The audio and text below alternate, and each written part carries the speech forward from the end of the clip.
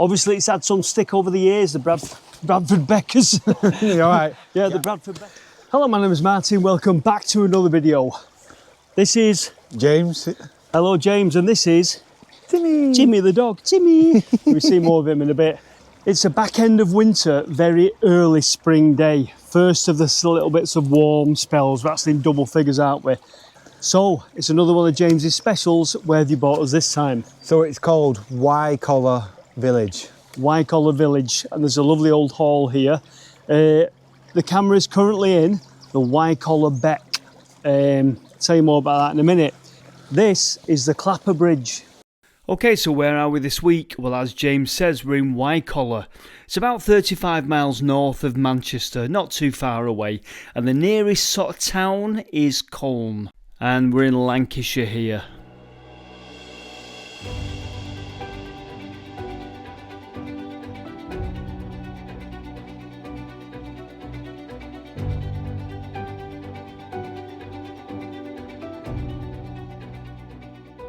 So this is called Clapper Bridge. Now, it's not unique to this area because apparently across the country there are a few Clapper bridges. I'll look up the word. I did read why there are Clapper bridges and where the word comes from, but it's a very old word. And it's the most simple form of bridge you could have got. Basically, massive piece of gritstone here, big piece of gritstone on the other side, and they met in the middle on a central pier. This piece of rock is huge, it's massive, and it ain't going nowhere, I'm telling you. And it's been cut that way to sort of like, for when there's floodwaters, it cuts into the water. The bridge has had some stick over the years. It's very, very, very old, and so unfortunately it had to be repaired with an extra pier there. So that's not as old as the rest of the bridge, but the bridge is very old. Some historians date it to around about the 16th century, so 1500s. So there's been some traffic over there over the years. Some historians date it even older because of its form and the way it is. It's the simplest form of bridge. Some people are putting it 700-800 years old. Not quite sure. Right, so Clapper Bridge, like I say, there are a few of these across the country. Clapper Bridge usually refers to a very old bridge, usually a medieval bridge of this simple sort of form. The word is Anglo-Saxon, and it comes from the word cleake, meaning to bridge the stepping stones. So I suppose these bridges were one up from stepping stones, basically so you could get livestock across a little river like this or a little brook like this. So there you go, that's the origin of the word, and it's not unique to Wycoller. It spans the Wycoller Beck. Now, why am I saying beck? Beck is just another word for brook or small watercourse. So, of course, we've got the Corn Brook, we've got the Gore Brook, we've got the Moss Brook in Manchester. Here in Lancashire, or the north of England, they use the word beck a lot. There's the Bradford Beck as well. That's the only one I can think of. In Scotland, they call them burns. Name for a small watercourse, basically. I think it's an old Norse word, beck, but quite unique to the north of England, apparently, unless you're going to correct me. Well, there you go. Just thought I'd tell you, first of all, about Clapper Bridge. Now, there's another fantastic bridge down here that I'm going to show you in a minute, the old Packhorse Bridge. But first of all, let's go and take a look round the hall.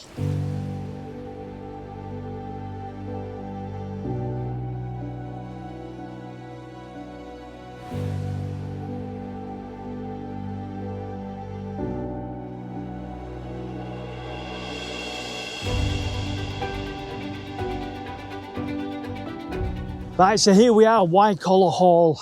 Bit of a gem, isn't it? It is nice. Bit of a hidden gem you found here, James. How old is it? Where does it date from? The 16th century. 16th century, so 1500s. It was extended, though, extensively in the 18th century. So we'll have a walk round, I'll show you what's here, and then I'll probably tell you the voice over the history of the place, or a potted history of the place. But it's well worth coming, especially on a day like today.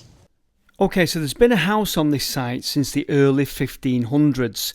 The name Piers Hartley is mentioned.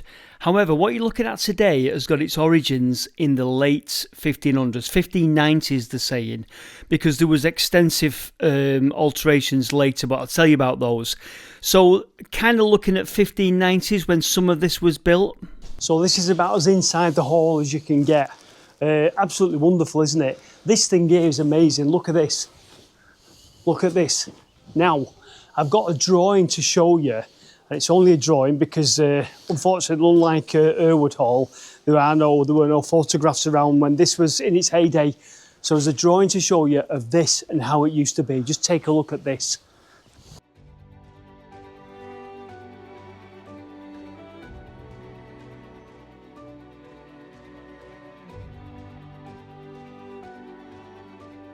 You've got information on this? Well, a theory? So this keyhole-shaped alcove, it's actually a mystery. They don't actually know what it was, but they think it's kind of like a powdering room, or maybe where they kept guns or firewood. Really? Have you just looked that up? No, I obviously did my research about this place. Have you just looked that up? No, I've researched it before I come. Are you serious? You can't tell them lies? No, I did. Because you know what I thought it was? I thought it was a little coal hole, a little coal scuttle hole where you come here and get the coal, but it's very narrow there. It could be. Could be right. It could be firewood or guns, or they said a powdering room. But it does remain a mystery. It's cool though. It's the bleeding miserable powdering room, isn't it? You wouldn't see much, would you? Powdering room. You'd have to go in here like that, get past that, and all the frocks and everything. Beautiful ladies would have to come in here, literally stand here and gone, right, I'll powder my nose now. It probably seems more like a wood fire. I think there were logs in here, or something like that. I think there were probably logs. And they would get there. There was a fire there, definitely. Now, it's, and what I want to show you is there's kind of like pit marks here, up in the keystone there, and I don't know what that's about. It looks almost like shrapnel, but I don't think it was. It wouldn't have been a strategic target, but it's quite interesting that it's there. And also, you can see coat of arms if you have a look on the side. Yeah. Some sort of like coat of arms there, but that looks like a gunshot. And then if you come in here, what we think is a chimney. Yeah, you could definitely think it would be a chimney. Well, look at that. There's two strategic holes there. Yeah. Now, that might have had wood in or something like that, or a floor joist. Not sure. See where the floors have been, sort of the beams have been for the floors there, can't you? Now take a look at this for a well-worn staircase.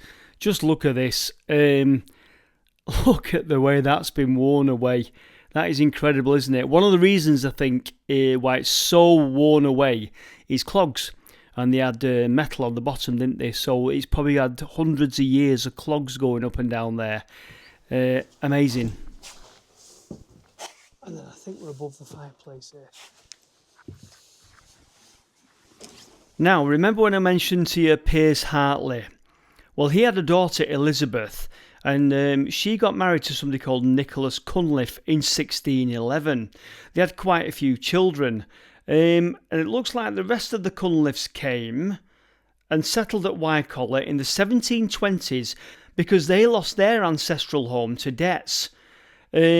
It then passed through quite a few of the brothers of the Cunliffes who died, and they passed it on to grandsons and all the rest of it, until we get to Henry Owen Cunliffe, who decided that he would do the place up in order to impress a lady, a wife. I'm guessing now we're at the sort of later part of the 1700s, maybe mid to late 1700s.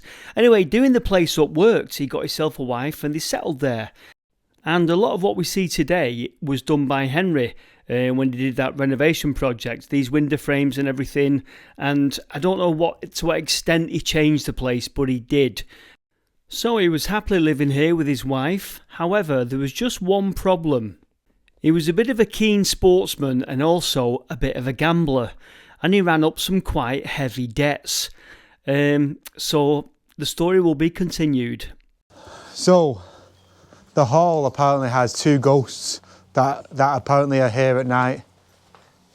we don't do ghosts. No, we don't do it at all. But there are two ghosts, and I'll tell you about one of them. One's called Black Bess, and one's a horseman, a headless. It's like they're all headless. Anyway, I think it's something to do with he came in. Anyway, I'll tell you the story. Right, so two stories of absolute misogyny, and the misogyny is more believable than the ghosts, given the time that we're talking about. Right, so apparently it's the reign of King Charles II, and somebody called Simon Cunliffe, one of the Cunliffes, he's on a fox hunt and he's pursuing a fox. Fox runs into the hall and up to his wife's bedchamber. Simon Cunliffe pursues it with the hounds, and the hounds attack it in the bedchamber.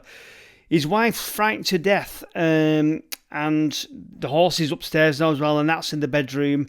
He cursed her cowardice and raised his hunting crop as if to strike her, and she then died of fright. So I think it's a bit fantastical, but that's what happened. The other one, another story of absolute, misogyny. So this is the ghost is Black Bess. So one of the Cunliffes travelled to the West Indies where he married a West Indian lady. On the return voyage, he began to have second thoughts of the suitability of his marriage, and he threw her overboard, where she drowned. And the ghost of the woman followed him back to Wycoller in search of her murderer. The first one, the first ghost, the Phantom Horseman one, you can hear it at night. You can hear him coming in, riding in, and the hounds going and all the rest of it. That's the legend of that ghost. But anyway, yeah. So Black Bess and the Phantom Horseman. So there you go. So apparently some ghost hunters came here. Yeah. I've read multiple things, so they come up with all different little anecdotes too. It was a headless horseman. Click up. So they got a horse. Across the thing, into the hall, almost up the stairs, came to the lady's bedroom, right? And apparently, when some ghost hunters came here, they didn't hear anything, but they thought they heard the sound of a horsewhip. Yeah, well, exactly. Of all the things you could have heard that night, the clip-clopping of the horse, the shouting of the horseman, the screaming of the lady, they thought they heard. So it's like, yeah, thank you. Anyway, so that's why we don't do ghosts. No. Right, so brew time.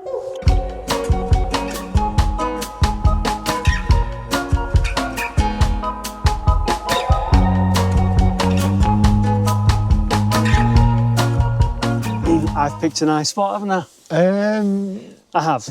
Nice bit of a lake here and everything. Same thingy. We both bought things to eat, and then we have to mark it out of 10. Okay. Right, let's hope that he improves on last time's so Mr. Kipling's chemical cakes.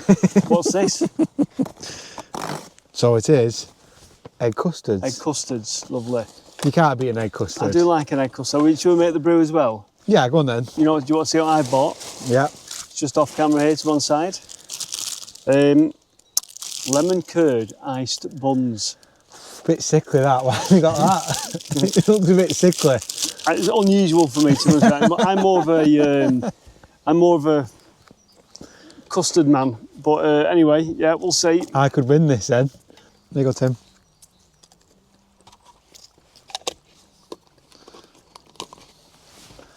Right, egg custard. Shit. It might be a grandma cake, but you can't beat an egg custard. So a scale only for cakes, because I'm a savoury person. I'm going to give that, out of 10, 8. What do you reckon? I give it 7.6 because it's not the best egg custard I've ever had, but it is a nice egg custard. Where did you get it from? Here we go. I made them. Aldi. Yeah. Next one. To be honest with you, I think I made a terrible mistake. So it is 1-0 to you. Right. In the interest of healthy eating, we've decided that we're going to break this in half. Half each. Half each, or it won't go completely in half. I've got problems. Try to do it. There you go. Right. Right, I think I may have made a... Oh, I may not have. It's got that custard in the middle, or is it lemon curd? Lemon curd. Lemon curd in the middle. Right, what are you going to give this? Who go first this time? 6.9. It is nice. It's just that lemon curd's just too sweet. 6.5. I like the breadiness of it, but 6.5. Yeah, so you won with the egg custards. So it's 1-1 now.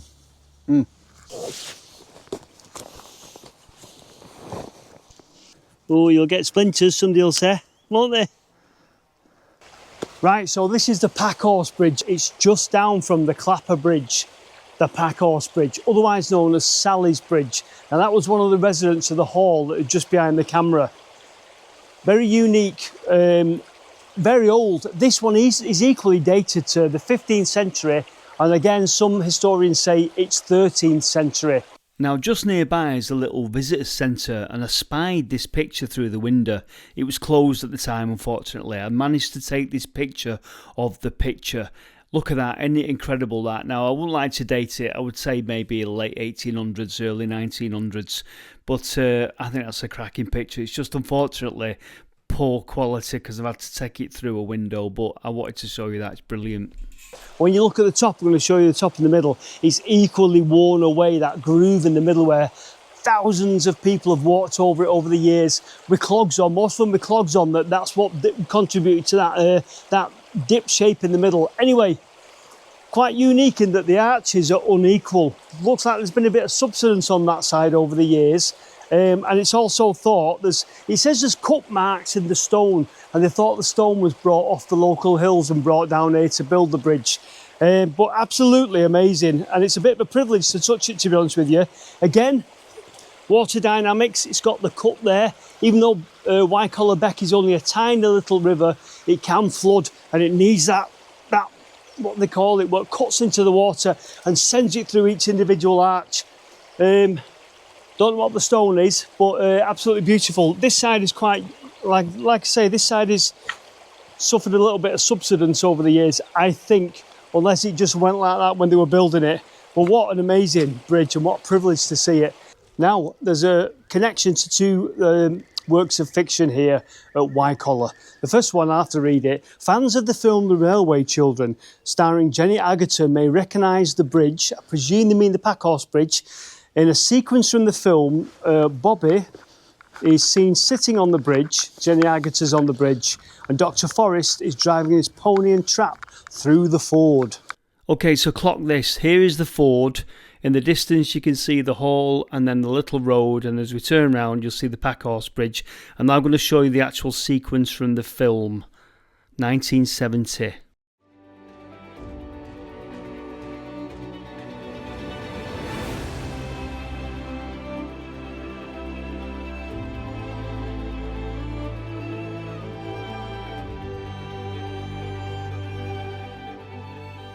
The hall is also connected to another work of fiction.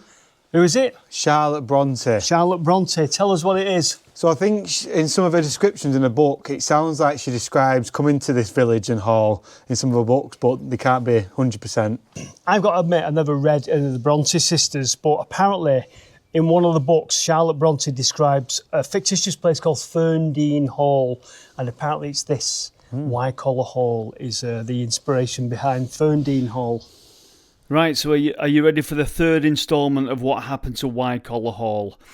Right, where were we? Remember Henry? He was a bit of a gambler, ran up a load of debts. He died in 1818, and the property passed to his nephew, Charles Cunliffe Owen, and he couldn't afford to pay off the debts, so it sounds like the whole place was given to the creditors.